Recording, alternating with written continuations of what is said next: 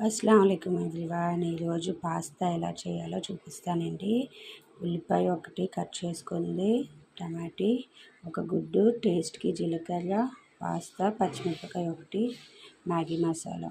Stove on చేసుకొని ఒక బాండి పెట్టుకొని కొంచెం నూనె వేసుకోండి.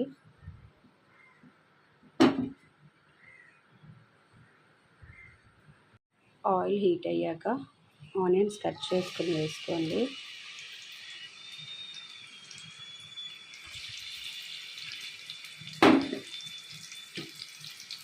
జీలకర్ర కూడా వేసుకోండి.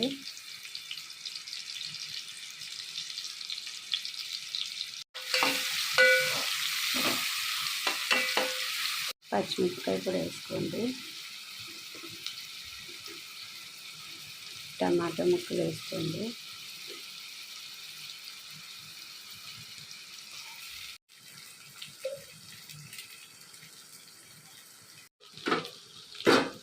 కొంచెం సాల్ట్ యాడ్ చేసుకోండి.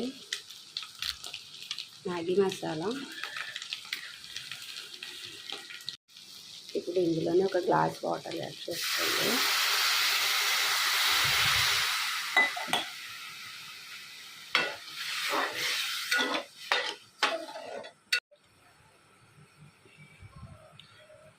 వాటర్ బాయిల్ అవుతుంటే ఈ పాస్తా వేసుకోండి.